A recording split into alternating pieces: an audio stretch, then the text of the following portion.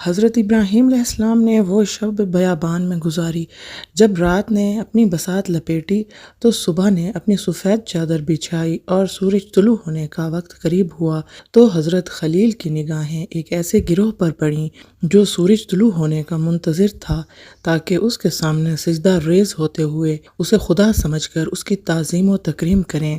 حضرت ابراہیم علیہ السلام ان لوگوں کے پاس گئے اور یہ ظاہر کیا کہ وہ بھی ان کے ہم عقیدہ ہیں۔ جب سورج طلوع ہوا تو انہوں نے استفہامیہ انداز میں بلند آواز سے کہا، میرا خدا یہی ہے، کیونکہ یہ درخشندہ تر اور سب سے چمکدار ہے۔ حضرت ابراہیم علیہ السلام غروب آفتاب تک ان لوگوں کے ہمراہ رہے، لیکن جب سورج ڈوب گیا تو آپ نے ان لوگوں سے مخاطب ہوتے ہوئے کہا، میں تمہارے عقیدے سے پلٹ رہا ہوں، کیونکہ سورج بھی تغیر و تبدل کا شکار ہے، اور ایسا موجود جو تغیر و تبدل کا شکار ہو ہرگز خدا نہیں ہو سکتا۔ میرا تمام تر دھیان اس خدا کی طرف ہے جس نے آسمانوں اور زمین کو پیدا کیا ہے۔ میں اپنے ایمان میں مخلص ہوں اور مشرکوں میں سے نہیں ہوں۔ یوں حضرت ابراہیم علیہ السلام نے انتہائی سادہ اور منطقی استدلال اور پسندیدہ اخلاق سے ستارہ پرستوں، چاند پرستوں اور سورج پرستوں کو گمراہ ثابت کیا اور بے مثال و یکتا خدا کی طرف دعوت دی اور بے راہ مخلوقات کی عبادت کرنے سے منع کیا۔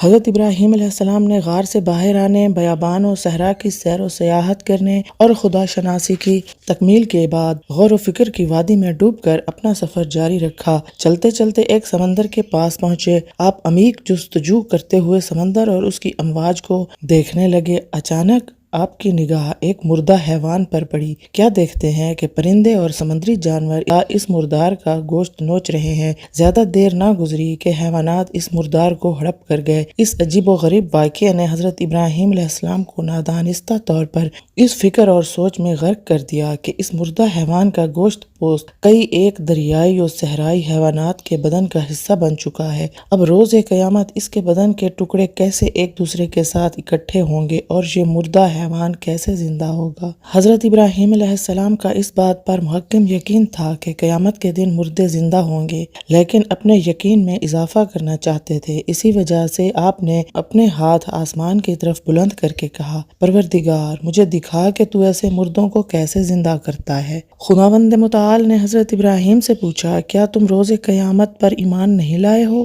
حضرت ابراہیم علیہ السلام نے عرض کیا، ہاں، ایمان تو لایا ہوں، لیکن چاہتا ہوں کہ میرا دل اطمینان کی دولت سے سرشار ہو جائے۔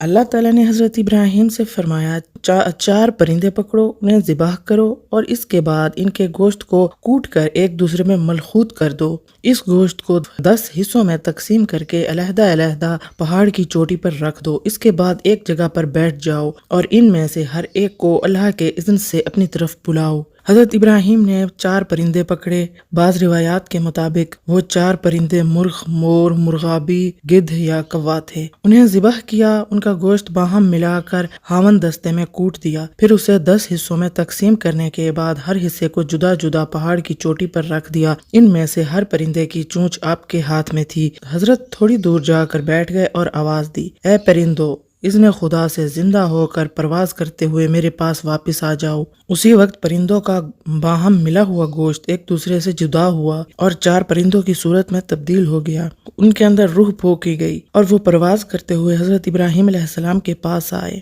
حضرت ابراہیم نے فرمایا، یقیناً اللہ تعالیٰ زندہ کرتا ہے اور مارتا ہے، اور وہی ہر چیز پر قدرت رکھتا ہے۔ اس طرح سے حضرت ابراہیم علیہ السلام نے اپنی آنکھوں سے قیامت اور مردوں کے زندہ ہونے کا منظر دیکھا اور دل کی بات زبان پر لائے کہ اللہ تعالیٰ ہر چیز پر قدرت رکھتا ہے۔ وہ خدا جو مردے کو بکھرے ہوئے ذرات سے آگاہ کر دے، وہ انہیں اکٹھا کر کے ان کی اپنی شکل و صورت میں زندہ کر سکتا ہے۔ حضرت امام جعفر صادق علیہ السلام سے نقل شدہ بعض روایات کے مطابق وہ 4 پرندے جو حضرت ابراہیم علیہ السلام نے پکڑ کر ذبح کیے اور ان کا گوشت باہم مخلوط کرنے کے بعد 10 مختلف حصوں میں تقسیم کیا اور وہ دوبارہ زندہ ہو گئے، وہ مرغابی، مرغ، مور، کوا تھے۔ یہ تو تھی اس واقعے کی ظاہری صورتحال، لیکن در حقیقت ان میں سے ہر ایک پرندہ ایک بری صفت کی علامت ہے۔ مرغ شہوت رانی، مرغابی بھوک اور حرص، مور جاہت طلبی اور کوا لمبی آرزو کا کنایا ہے۔ اگر حضرت ابراہیم جیسا کوئی انسان ان 4 بری صفات سے دور رہے تو مدارج تکامل کو طے کرتے ہوئے یقین کی منزل پر فائز ہو سکتا ہے۔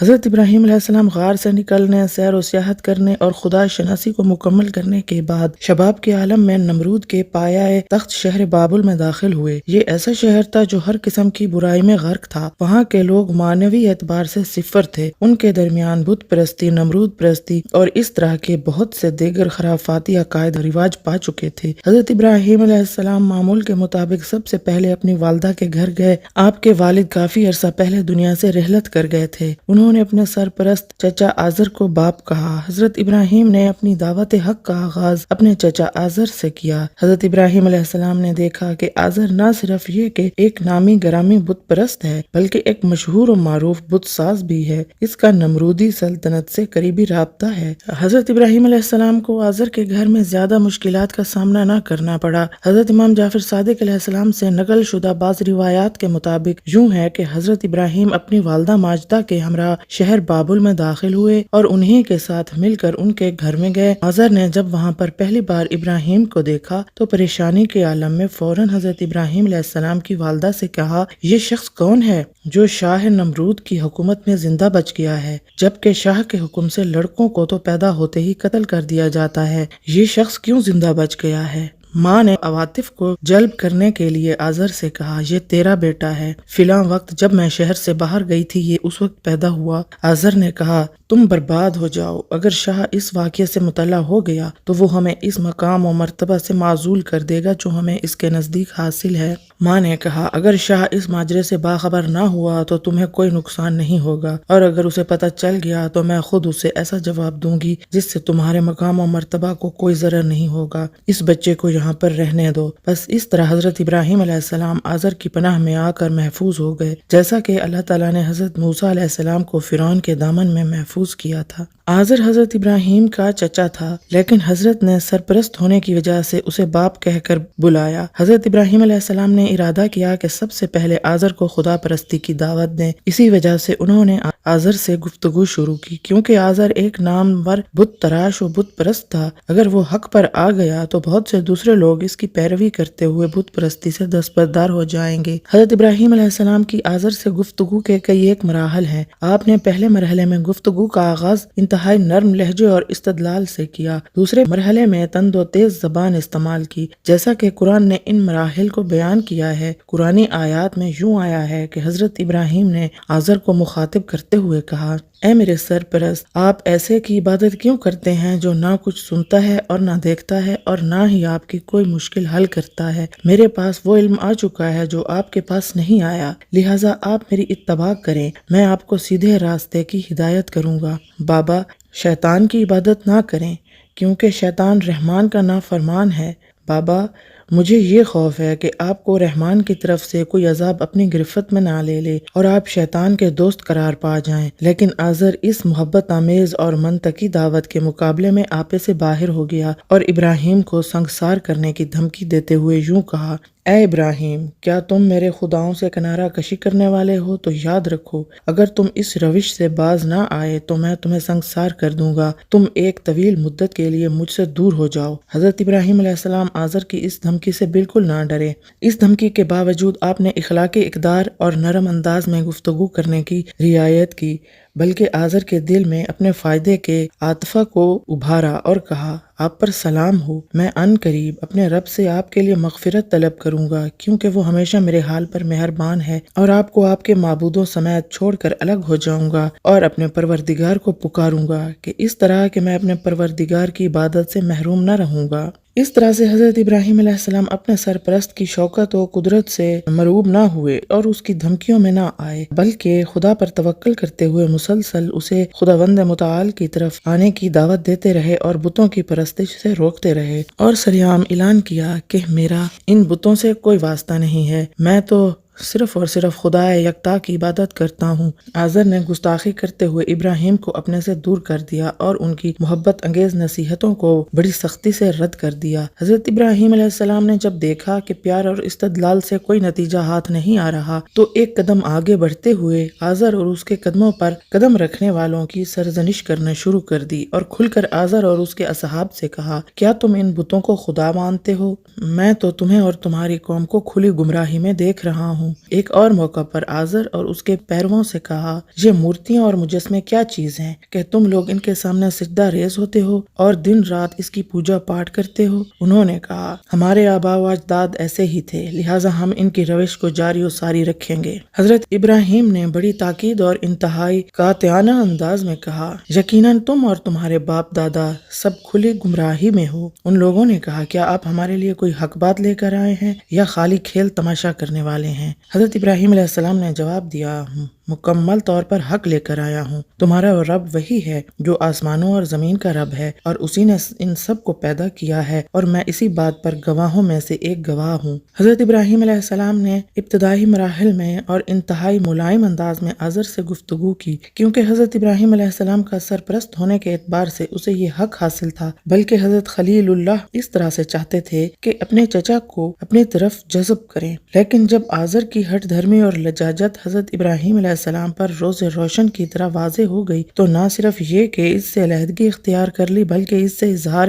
بیزاری کیا، جیسا کہ ارشاد قدرت ہے۔ جس وقت ابراہیم کے لیے واضح کیا گیا کہ آزر دشمن خدا ہے تو اس سے برات اور بیزاری کر لی۔ اس کے باوجود کہ آزر حضرت ابراہیم علیہ السلام کو ایک خدا کی عبادت سے روکتا، لیکن جب اس کی نگاہیں حضرت ابراہیم علیہ السلام کے ملکوتی چہرے سے ٹکراتی تو اس کے دل میں اس کے ساتھ محبت میں اضافہ ہوتا ہے، کیونکہ آزر کارخانہ بت سازی کا منیجر تھا۔ ایک دن اس نے کچھ بت حضرت ابراہیم علیہ السلام کو دیے کہ انہیں اپنے دوسرے بھائیوں کی طرح بازار میں لے جا کر فروخت کرو۔ حضرت ابراہیم علیہ السلام نے آزر کی خواہش کا احترام کیا اور بتوں کو بیچنے کے لیے بازار میں لے آئے، لیکن اس غرض سے کہ مردہ ضمیر لوگوں کو جھنجھوڑیں اور انہیں بت پرستی سے بیزار کریں۔ بتوں کی گردن میں ایک رسی باندھی اور انہیں زمین پر گھسیٹتے ہوئے بلند آواز میں کہا، کون ہے ان بتوں کا خریدار جو نہ کسی کو فائدہ دے سکتے ہیں اور نہ نقصان؟ اس کے بعد بتوں کو جوہر کے پاس لے آئے جہاں پر شہر کا گندا پانی اکٹھا ہوتا تھا اور لوگوں کی آنکھوں کے سامنے انہیں گندے جوہر میں پھینکا اور بلند آواز سے کہا،